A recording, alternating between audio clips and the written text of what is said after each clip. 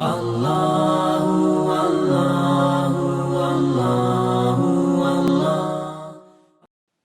چھٹے امام وہ معصوم ہے جن کے لیے تاریخ میں لکھا ہے، علامہ مجلسی نے بہار الانوار میں باقاعدہ قول نقل کیا، امتحان لیا گیا بار بار کہ ان کی بات صحیح ہے کہ غلط، ہمیشہ سچ پایا، اس لیے بھی ان کو صادق کہتے ہیں۔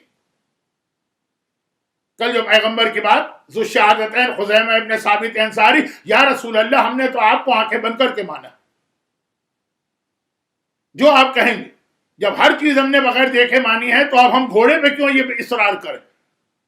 اور یہاں چھٹے امام پورے عالم اسلام نے ان کا امتحان لیا، عالم اسلام میں مومن بھی ہیں منافق بھی، مگر ایک اور وجہ بھی ہے۔ یہ وجہ ذرا سی تفصیل طلب ہے اور میرے پاس آج وقت نہیں ہے، باتیں بہت ساری ہیں، لیکن چونکہ یہ مجالس میں یہ چیز بیان ہوتی رہتی ہے تو خالی اشارہ کافی۔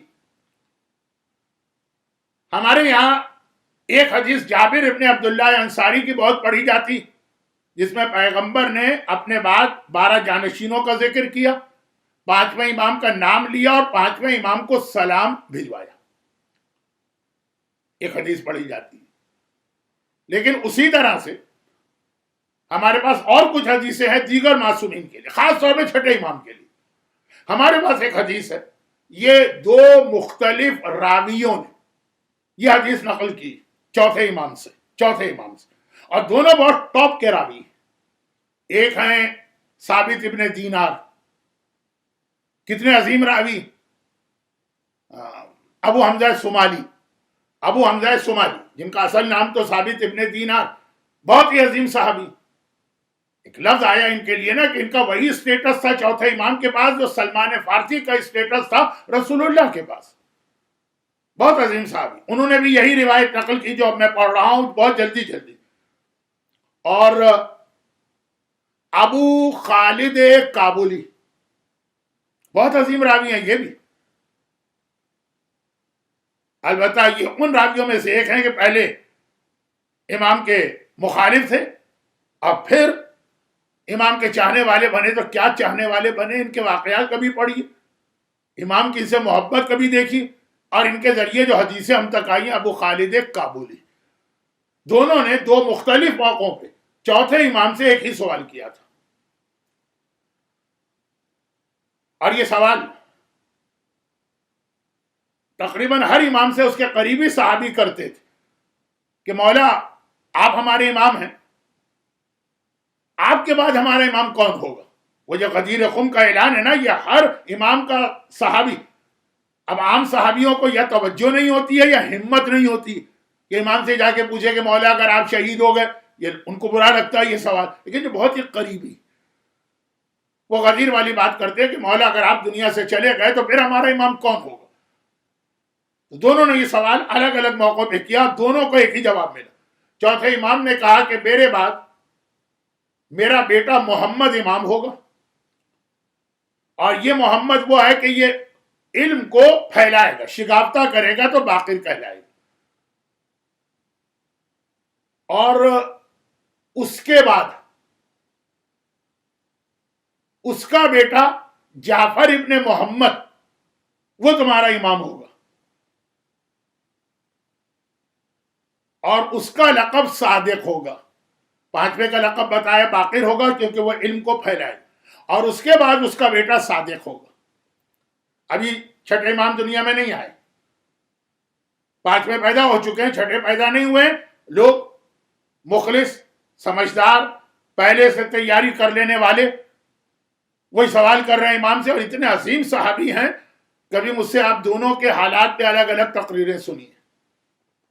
اس دفعہ میرا ارادہ تھا کہ معصومین کے اصحاب پہ بات کروں، لیکن جب میں نے دیکھا کہ حجت الاسلام مولانا محمد علی نقوی صاحب نے معصومین کی اولاد پہ گفتگو کر لی، تو میں نے اندازہ لگایا کہ شاید پچھلے سالوں میں وہی عنوان پر اصحاب پر گفتگو کر چکے ہوں۔ تو خیر بات یہ ہو رہی تھی، کہا کہ اس کے بعد اس کا بیٹا جعفر ابن محمد جس کا لقب صادق ہوگا۔ دونوں راویوں نے ایک ہی سوال کیا، الگ الگ راوی ہیں، الگ الگ موقع ہیں، دونوں سوال ایک ہی کر رہے ہیں، فرزند رسول صادق، تو آپ میں سے تو ہر ایک صادق ہے، ان کا لقب صادق کیوں ہوگا؟ کہ اس لیے ہوگا کہ میرا وہ بیٹا، دیکھیں امام کیلکولیشن حساب لگا رہے ہیں، لگا کیا رہے ہو تو ہر چیز ان کے سامنے ہے کائنات کی. کہا کہ میرا وہ بیٹا رسول اللہ کی پشت میں 5واں، اس کا نام جعفر، اس کی پشت میں جو 5واں ہوگا اس کا نام بھی جعفر ہوگا، مگر چونکہ وہ جھوٹا دعویٰ امامت کرے گا. یا ایک کتاب میں لفظ ایسا ہے کہ کیونکہ لوگ اسے بھی امام کہنے لگیں گے، ایک میں ہے کہ نہیں، صاف صاف ہے کہ جھوٹا دعویٰ امامت کرے گا. تو یہ میرا بیٹا جعفر جس کا نام میں بتا رہا ہوں، باقر کا بیٹا، یہ رسول کی پشت میں 5واں. اب گن لیجئے گا 5، میرے پاس ٹائم نہیں ہے، 35 منٹ ہو گئے ہیں، اتنے ہی وقت باقی ہے، ابھی تو میری تقریر شروع ہوئی. 5، یہ 5ویں نمبر پر. اور یہ چھٹا امام جو ہے اس کے بعد گنیے گا کہ 5ویں پشت میں، یعنی 10ویں امام کا بیٹا، 11ویں امام کا بھائی، اس کا نام بھی جعفر ہے، لیکن وہ جھوٹا دعویٰ امامت کرے گا. تو لوگ کنفیوز نہ ہونے پائیں،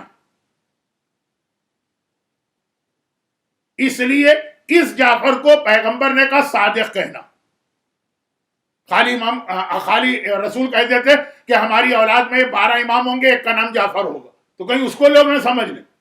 کہا اس کو اسی لیے خاص طور پہ صادق کہنا، اس کا نام کا حصہ بنا دینا، تاکہ جب دوسرا جعفر اپنے آپ کو امام کہے تو لوگ پہچان جائیں کہ یہ صحیح امام نہیں.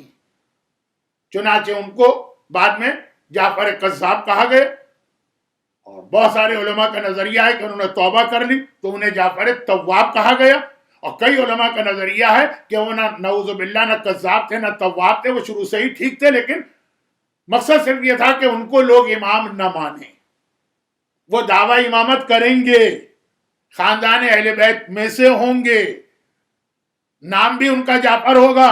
تو اگر رسول صرف اتنا کہہ دیتے کہ میری اولاد میں جعفر ایک امام ہوگا تو لوگ ان کو نہ مان لے، اس لیے ان کے نام کے ساتھ پیغمبر نے صادق بڑھوایا.